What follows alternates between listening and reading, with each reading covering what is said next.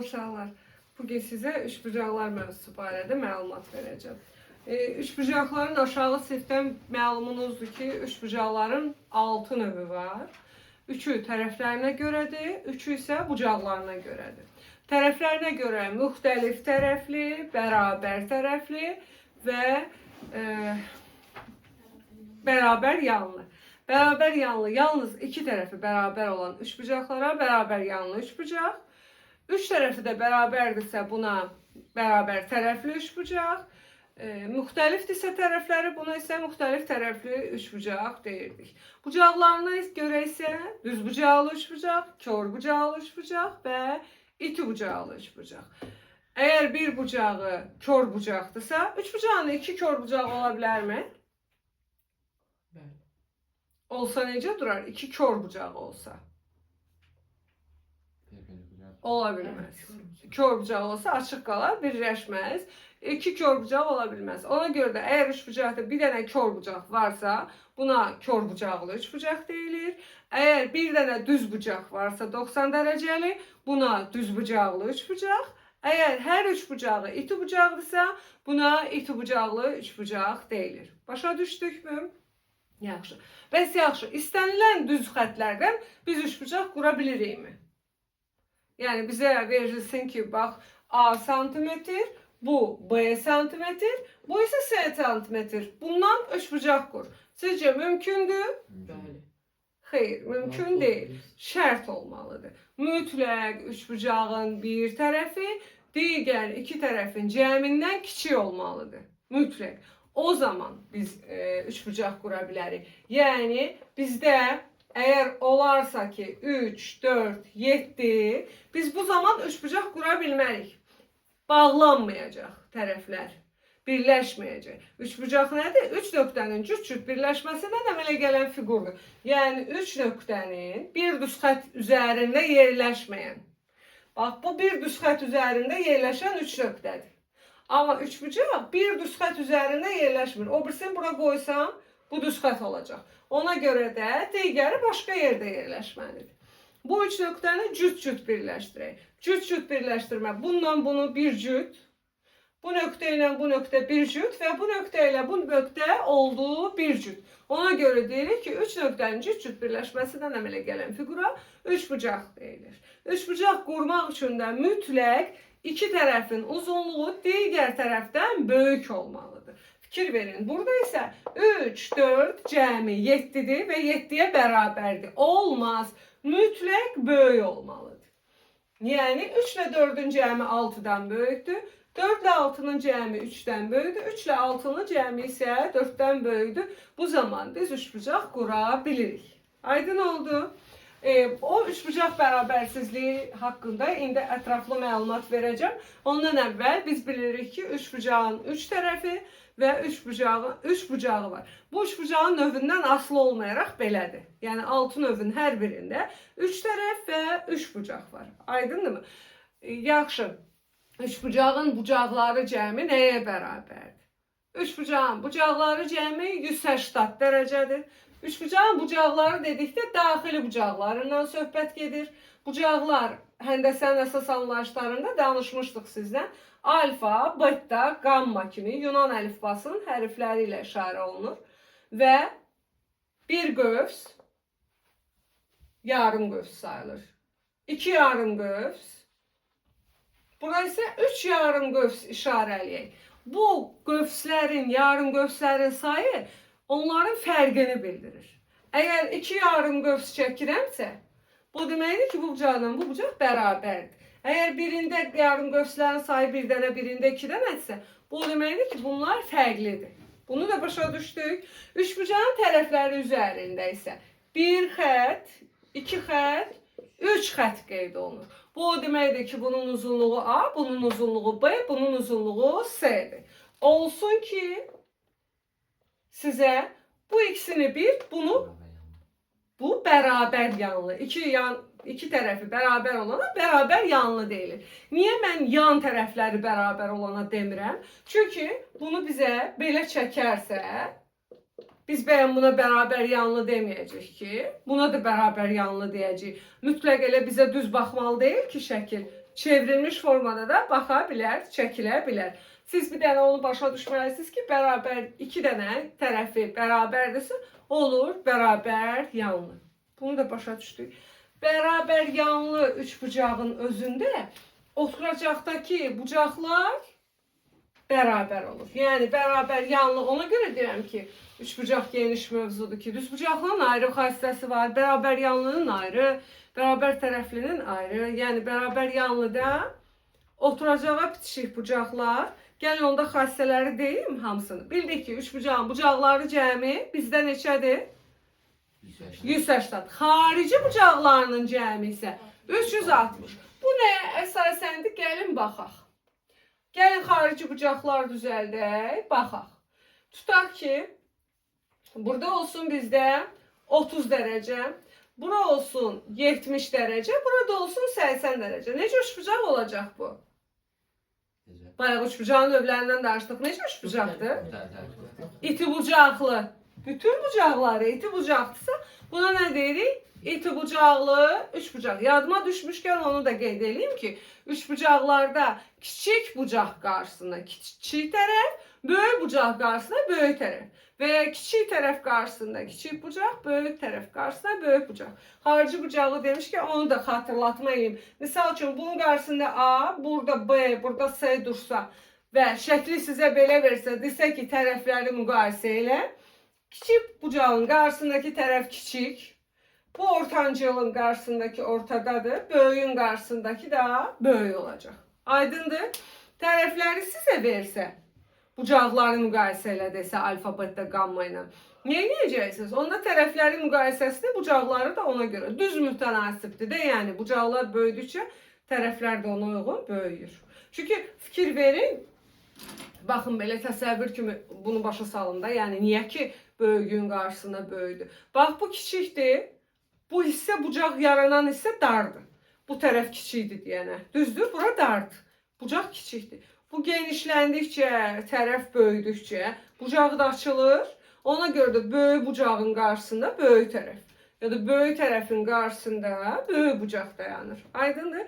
Kiçildikcə fikir verin. Kiçik bucaq, bu da kiçik tərəf olur. İndi burada da müqayisəni də bildik. İndi xarici bucağa baxaq. Niyə xarici bucaq 60 dərəcəli oldu?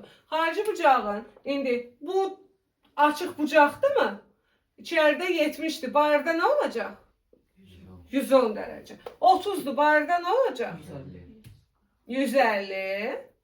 Burada 80'dir. Bayırda 100. Gəlin hesablayaq. 150, 110, 100.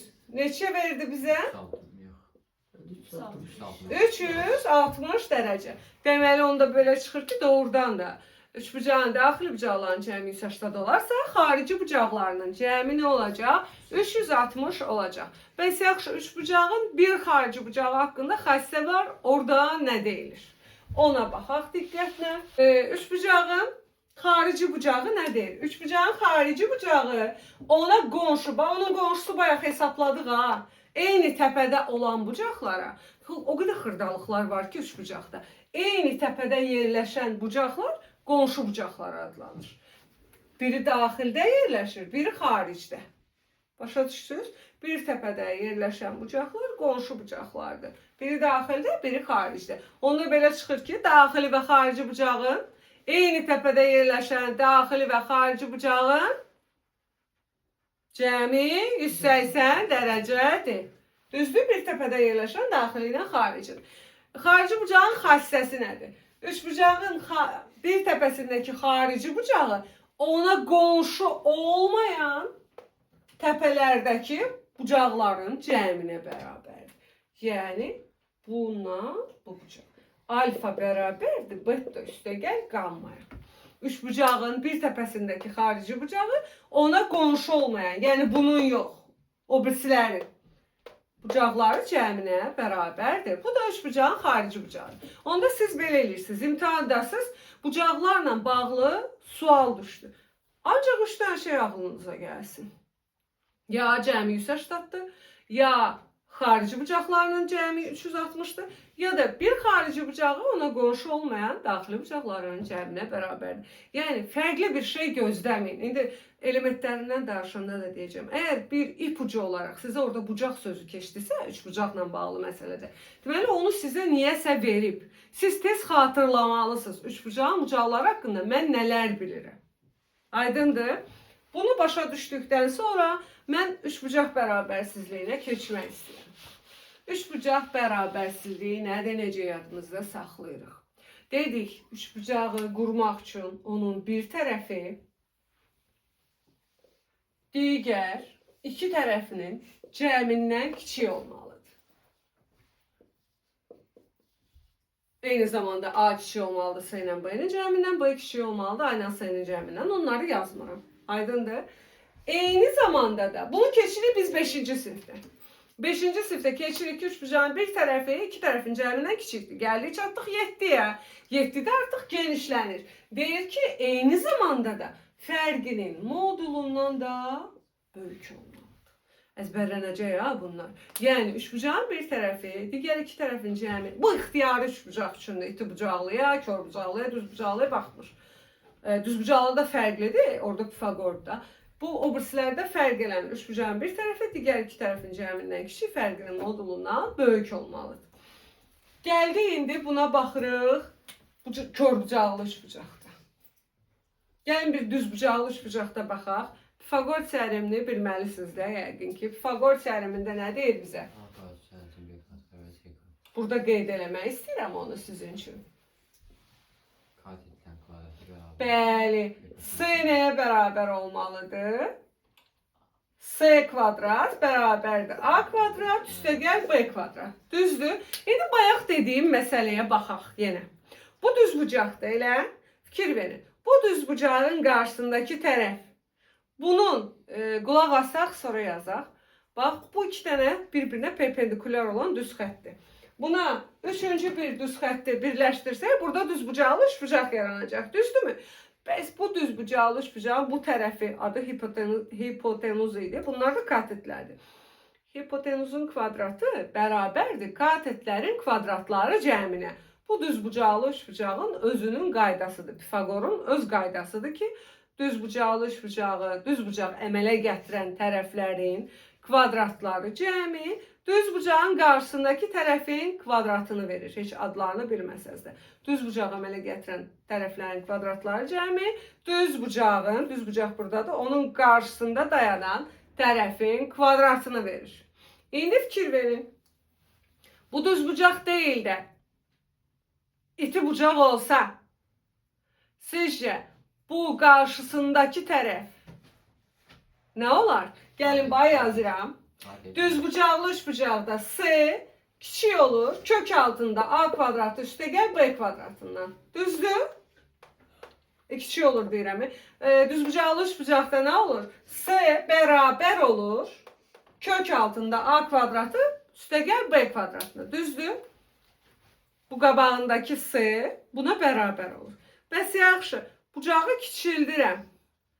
Nə deyə bilərəm S haqqında? İti bucağı olursa, iti bucağın qarşısındakı tərəf nə olacaq? Yox, eyni prosesdir. S bərabər olursa kök altında A kvadrat üstəgəl B kvadratına, kiçiləndə dedik axı kiçilir, böyüyəndə böyüyür. Deməli S kiçik olacaq kök altında A kvadrat üstəgəl B kvadratından, iti bucaqda. Eğer bucaq böyüdü, kör bucaq oldusa ne olacak? S böyük olacak kök altında A kvadrat üstəgəl B kvadratından.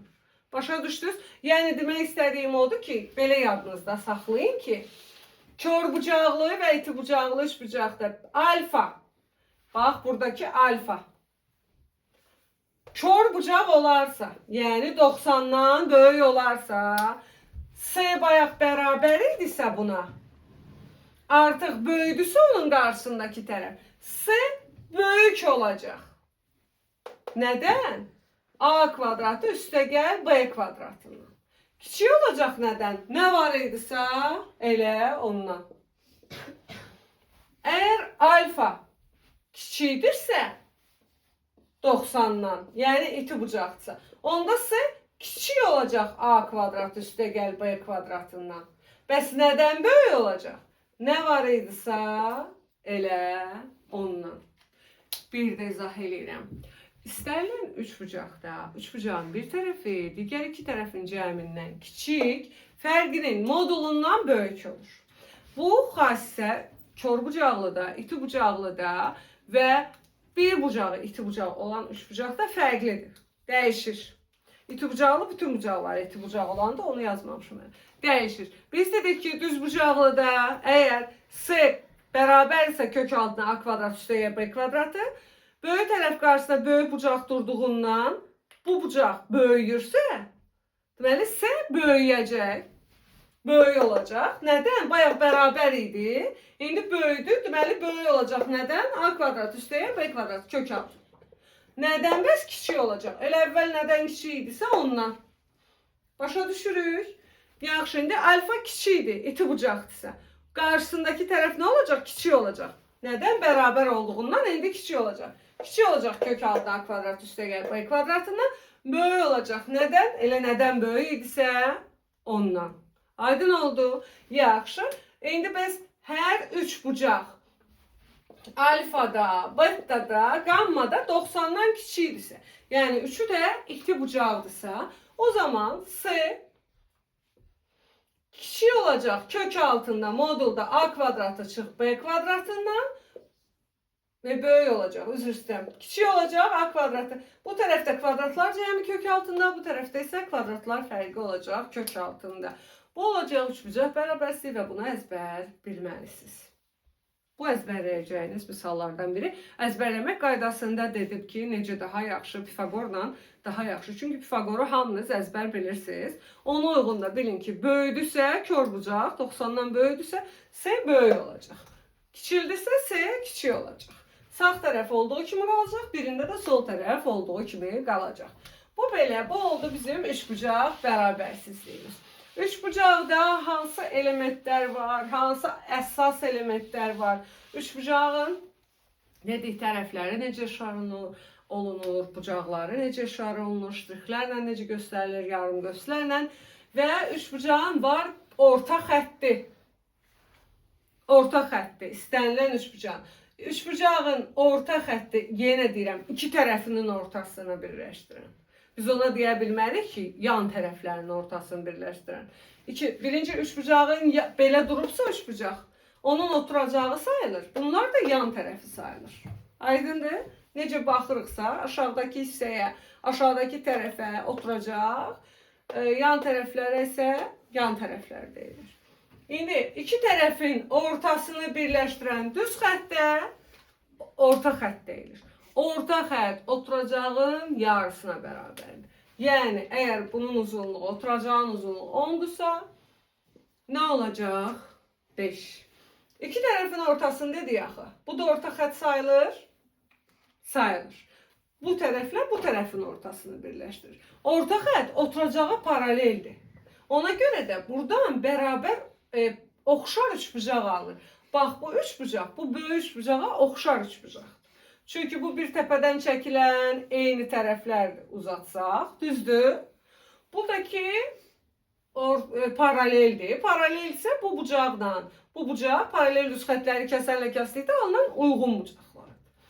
Bu bucaqla da bu bucaq uyğun bucaqlardır. Ona görə də bu üçbucaqlar oxşar üçbucaqlardır. Paralel və ortasından keçir. Ola bilsin ki, məsələ verdi sizə, üçbucağın orta xətti ilə bağlı. Sözdən keçmir orta xətt olduğu, amma belə göstərilir. A, B, S, M, N belə verilib. O dəqiqə siz bilməlisiniz ki, MN burada nədir? Orta xəttdir. Çünki niyə? Xəttlərlə, ştrixlərlə bildirir ki, AM bərabərdir MB-yə. Bildirir ki, AN bərabərdir NS-yə. Bunlar əslində xırdalıqlardır, uşaqlar deyir, bilirəm. Amma məsələ yazan zaman oxuya bilmirlər. Məsələdə nə demək istəyir. Fikir verin, uşaq bir də elə bilir ki, mütləq orta xətdirsə, bununla bu bərabərdirsə, deməli bu da onlardan eyni olmalıdır. Xeyr, bu tərəfin uzunluğu 10'dursa, bu bölünür 5-5. Buranın uzunluğu 8-dirsə, bu bölünür 4, 4. Orta xətt mütləq bütün tərəfləri bərabər bölməli deyil. Elə bilmişdin eyni olmalıdır. Hə? Bilirəm. Eyni uşaqların hamısında eyni problem olur. Tərəfi ortadan bölür. Hamısı bir-birinə bərabərdir demək deyil. Bunu da başa düşdük. Hündürlüyü var üçbucağın. Üçbucağın hündürlüyü var. Medianı var, tənböləni var. Bax, bu üçbucağın əsas elementləridir. Bu üçbucağın əsas elementlərinə aid də məsələ düşəndə deyəcəm sizə ki, nəyi var? Ya xassəsini istəyəcək, ya da ki, özünün hesablanmasını. Özünü tap deyəcək. Bu ikisindən birini deyəcək uşaqlar. Əgər ki, məsələnin içində median sözü keçdisə, axtarmayın ki, burada nəsə bir dəhşətli bir şey var. Ya da ki, tənbölən sözü keçdisə, nəsə burada dəhşətli bir şey, heç nə yoxdur. Ya deyəcək ki, tənbölənin, ya orada tənbölənin uzunluq düsturundan istifadə edəcəksiniz, ya da xassəsindən. Yəni, qorxulu heç nə yoxdur. Üçbucağın əsas elementləri. Birinci, tənböləndən də aşağı. Üçbucağın tənböləni onun bir təpəsindən çıxıb qarşı tərəfə çəkilir. Bu təpədən çıxır, qarşı tərəfə çəkilir və çıxdığı bucağı iki bərabər bucağa ayırır. Yəni, alfa qeyd edirik. Başa düşürük. Bir təpədən çıxdı. Hər təpədən çıxırsa, neçə dənə tənböləni olur bir üçbucağın? Bəli, 3 tənböləni ola bilir. Bu A təpəsindən çıxan, bu B təpəsindən çıxan, bu da C təpəsindən çıxan tənbölənlərdir. Amma biz deyə bilmərik ki, bayaqki orta xətt kimi, biz deyə bilərik ki, bu tənböləndirsə, bu da mütləq alfa olmalıdır. Xeyr, buradakı bucaq 120 dərəcədirsə, onu böldü 60-60-a. Buradakı bucaq 40 dərəcədirsə, onu böləcək 20-20-yə. Başa düşdünüz? Buradakı bucağın da dərəcə ölçüsü başqadırsa, o onu da ayıracaq qammaya. Qövsləri də fərqli qoyaq ki, bir-birindən fərqlənsinlər. Başa düşdükmü? Tənbölən nədir? Tənbölənə aid 2 dənə məsələ düşər qabağınıza gələr. Yəni, tənbölənə aid əsas işimiz 2 dənə. Bir xassəsidir tənbölənin, bunu əzbər bilməliyik. Bir də ki, tərəfinin uzunluğu. Tənbölənin xassəsi nədir? A, B, tənbölən böldü. Qarşı tərəfi müəyyən nisbətdə bölür. 3, 5, 7, 8, bilmirik də.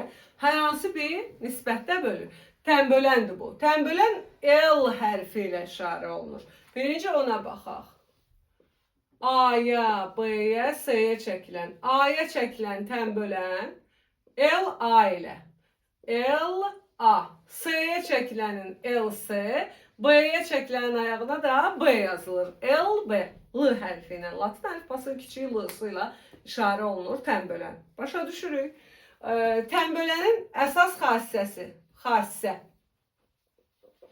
A bölünsün M bərabər olacaq. B bölünsün N. Bu nə deməkdir? Hər tənbölən böldüyü hissələrin nisbəti uyğundur. Mütənasibdir. Yəni, bu hissənin bu hissəyə tənbölən üçbucaq 2 yerə ayrıldı da. Düzdür? Yəni, bu hissənin nisbəti, bu hissənin də bu hissəyə nisbətidir. Bunu tərsinə də deyə bilərik. Bu tərəfin bu tərəfə, bu hissənin bu hissəyə nisbətləri bərabərdir. Bu tənbölənin əsas xassəsidir. Deməli, mən tənbölən sözü görürəmsə məsələnin içində, ya bunu xatırlamalıyam ki, buradan istifadə var, ya da ki, uzunluğu. Tənbölənin uzunluğu kök altında. O tərəflərin hasili çıxılsın bu hissələrin hasili. Deməli, tənbölənin xassəsi böldüyü 2 yerə. Tərəfin bölündüyü hissəyə nisbəti bu biri tərəfin bölündüyü hissəyə nisbətinə bərabərdir. Uzunluğu necə tapılır? Tərəflərin hasili çıxılsın o hissələrin hasili. Aydın oldu. Yaxşı. Keçdik, baxaq görək, bəs median nədir? Median nə işə baxır?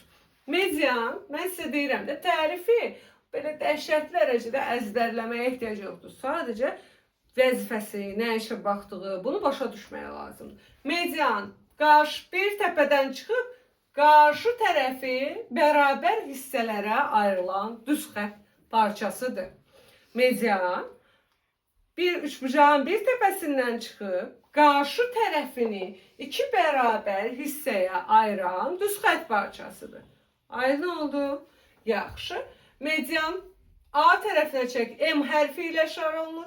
A tərəfinə çəkilən ayağında MA, B tərəfinə çəkiləndə isə MB, S tərəfinə çəkilən isə MC kimi işarə olunur. Aydın oldu? Medianların kəsişmə nöqtəsi ağırlıq mərkəzi adlanır və G hərfi ilə işarə olunur. Medianların kəsişmə nöqtəsi ağırlıq mərkəzi adlanır. Yəni üçbucağın ağırlıq mərkəzi, onu da G hərfi ilə işarə olunur. Ağırlıq mərkəzi dedikdə nədir? Məsələn, siz əgər bir kartondan üçbucaq kəssəz, onun medianlarını düzgün təyin eləsəz, ortasından, düz medianların kəsişmə nöqtəsindən bir ip bağlasaz, təcrübə də keçirdə bilərsiniz onu. Bir ip bağlasaz, siz görəcəksiniz kardon düppədüz qalxdı. Amma biraz o yan bu yan olsa, kardon əyri qalxacaq. Yəni siz onu iplə dartıb qalxırsanız, görəcəksiniz ki, çünki siz onun ağırlıq mərkəzi, ağırlıq düz mərkəzə düşüb deyənə, onu düppədüz qaldırır. Aydındır? O 10-cu sinifdə daha gözəl, yuxarı siniflərdə daha gözəl məsələlər var. Aşağı sinifdə bundan kifayətlənirik. Ağırlıq mərkəzi medianların kəsişmə nöqtəsidir.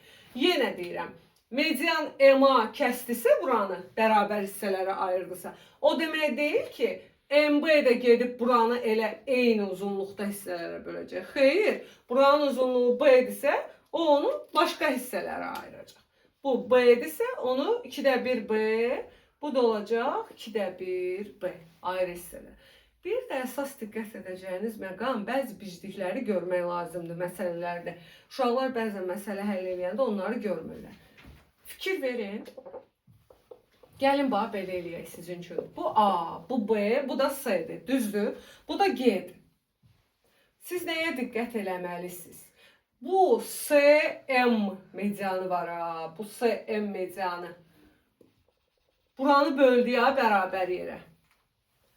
Bu eyni zamanda axı bu üç bucağında medianıdır. Fikir verin, bunun təpəsindən çıxıb bunun tərəfini yarı bölüb. Bax bu gizliləri aşkara çıxardım. Bunları görün. Çünki məsələlərdə bəzən bunun uzunluğunu ya nəsə istəyəndə uşaq baxa-baxa qalır. Baxa-baxa qalmayın. Bu üç bucağın bu təpəsindən çıxan bu mediandırsa, bax bu üç bucaq üçün də elə mediandır. Aydındır? Medianın xassəsini burada tətbiq eləyə bilərəm. Tənbölən üçün bunu deyə bilmərəm. Çünki bu bucaq başqa, bu bucaq başqa. Bunu tənbölürsə bunu tənbölür. Amma median üçün deyə bilirəm. Qarşı tərəfi yarıya bölür axı. Ona görə burada qarşı tərəf həm bu üç bucağa aiddir, həm də bu böyük üç bucağa aiddir. Deyə bilərəm. Bu gizli nüansları da bilin istədim. İndi medianın xassəsi nədir? Medianın xassəsi uşaqlar, medianlar bir təpədən çıxıb qarşı tərəfi böldü ya. Onlar kəsişmə nöqtəsində 2-nin 1-ə nisbətdə bölünürlər. 2-nin 1-ə nisbətdə bölünürlər. Yəni bu təpədən başlayaraq. Yəni bu 4-dürsə bura olacaq 2. Bura 8-dirsə bura 4. Bura 3-dürsə bura 6. 2-nin 1-ə nisbətdə. Yarısıdır. Təpədən başlayan hissə böyükdür 2 dəfə digər qalan hissədən. Bu medianın xassəsidir. Yenə median sözü keçdisə cümlədə, məsələdə bilin ki, medianın xassəsinə aiddir ya da uzunluğuna aiddir. Bildik, mən sizdən sual verəndə ki, gələn dərs, medianın xassəsi nədir? Deyirsiniz ki, təpədən başlayaraq kəsişmə nöqtəsində 2-nin 1-ə nisbətdə bölünür. Üçbucağın medianı uzunluğu necə tapılır? A tərəfinə çəkilən üçbucağın medianını MA ilə işarə edirik. B, S. A tərəfinə çəkiləni tapaq. MA bərabərdir 2də 1 kök altında 2 dənə B kvadratı. Çıxılsın 2 dənə S kvadratı. Üstə gəl, üzr istəyirəm. 2 dənə S kvadratı. Çıxılsın A kvadrat. Gəlin indi bunu MB üçün deyə görək birlikdə deyə bilirik. 2də 1 kök altında B'yə çəkilən üçün deyirəm indi. 2A 2A kvadrat 2S kvadrat çıx B kvadrat olacaq. Əla. S'yə çəkilən median üçün də deyək. 2A kvadrat Bəli. 2B kvadrat çıx S kvadrat. Əla. Deməli, medianın uzunluğu necə tapıldı? Bu düsturlarla median xassəsi nə oldu? Təpədən başlayaraq kəsişmə nöqtəsində 2-nin 1-ə nisbətdə bölünürlər. Bu qədər. İndi baxaq, medianın tərəflə əlaqə düsturu da var. Onu da istəyirəm ki, daha çox 11-lərlə danışırıq, amma videonu həm onlar baxacaq, həm siz, sizin də qarşınıza çıxa bilər. Çünki məsələlər, orada çoxlu xassələr, mən hamısını demirəm. Amma bunu bilsəz, sizin ziyanınıza olmaz. Medianların kvadratları cəmi bərabərdir. 4də 3, kimsə bilir artıq. A kvadrat üstə gəl B kvadrat üstə gəl S kvadrat. Bunu da bilsəz sizin xeyrinizə olar. Bir də qaldı üçbucağın hansı elementi? Hündürlüyü qaldı. Üçbucağın hündürlüyü qaldı. Üçbucağın bir təpəsindən qarşı tərəfə endirilmiş perpendikulyardır. Bu təpədə qarşı tərəfə endirilən perpendikulyardır. Yəni düzbucaq. Bir də xırdalıqlar deyəcəm. Bərabər yanlı, bərabər tərəfli, düzbucaqlıda nələr var onları. Hündürlüyüdür. H-la. A-ya çəkilibsə olur H-a. B-yə çəkilibsə olur HB, S-yə çəkilibsə olur HC. Aşağı siniflərdən siz üçbucağın sahə düsturunu bilirdiniz. Nə olurdu? 2də 1 AH bəli, 2də 1 AH.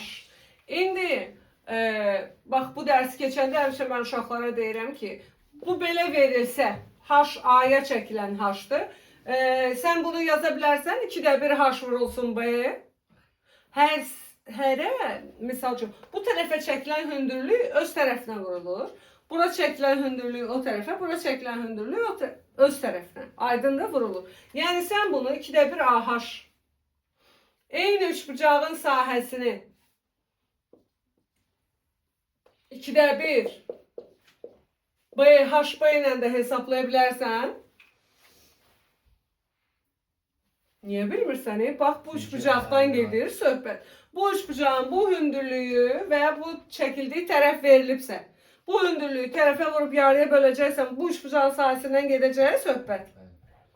Yaxşı, bunlar verilməyibsə, bunu vurub buna tapa biləcəksən yenə yarıya bölüb. Bəli. Eyni zamanda 2də 1 S vurulsun, HC ilə də tapa biləcəksən, hamısı eyni üçbucağın sahəsini verəcək. Onda belə çıxır ki, 2də 1-lər getsə, AHA bu hündürlüyün xassəsidir. BHB bərabərdir SHC deyə bilərik. Yəni, məndə üçbucaq haqqında məsələdə iki hündürlüyü bir tərəf versə, digər tərəfi tapa bilərəm bu tənasübdən. Ya da ki, iki tərəf bir hündürlük versə, o birisi hündürlüyü bu tənasübdən tapa bilərəm. Başa düşdük. İndi hansı xırdalıqlar qaldı ona baxırıq. Bərabər yanlı üçbucaqda. Bərabər yanlı üçbucaqda. Bərabər yanları birləşdirən təpədən çəkilən hündürlük ən çox məsələlərdə köməyinizə çatan xassədir bu. Hündürlük, tən bölən və median eyni bir düz xəttdir. Ayrışdırıqləməliyəm. Niyə ayrışdırıqlədim?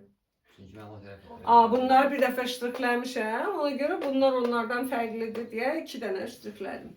Deməli, bərabər yanlı üçbucaqdırsa bu A. Burada bir B deyək. Bərabər yanlı üçbucaqdırsa, bərabər yanları birləşdirən təpə var burada. Yanlar arasından gələn. Oradan gələn xətt əgər hündürlükdürsə, həm mediandır, həm də tən böləndir. Eğer temböləndirsə, həm mediandır, həm hündürlükdür. Eğer temböləndirsə, həm mediandır, həm hündürlük. Yani üçü də eynidir. Başa düşdünüz? Beraber yansın. Bərabər yanlı üçün özəl xassədir. Və bərabər yanlı üçbucaqda oturacağı bitişik bucaqlar mütləq bərabərdirlər. Həm yanlar bərabərdir, həm də oturacağı. Bax, bunlara oturacağı bitişik bucaqlar, buna isə təpə bucağı deyilir. Adları da bilməlisiniz ki, məsələni oxuyanda həll edə bilərsiniz. Bərabər yanlı üçbucağın özəl xassələri özünə məxsus. Oturacağı bitişik bucaqları bərabərdir və təpədən çəkilən hündürlük, buradan çəkilən yox ha, bərabər yanlardan. Ola bilsin ki, şəkil sizə belə çəkilsin.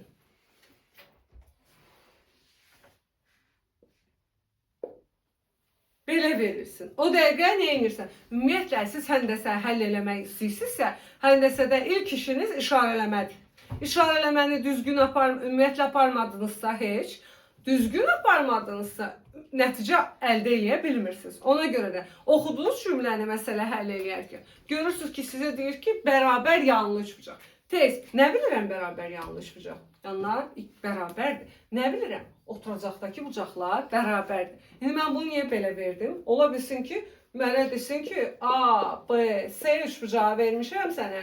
A, B bərabərdir A-C-yə. Məsələn, şərtində veribsə, mən baxıram ki, A, B budur, A, C budur. Məcburam da baş ayaq baxmağa buna. Bunlar bir-birinə bərabərdir.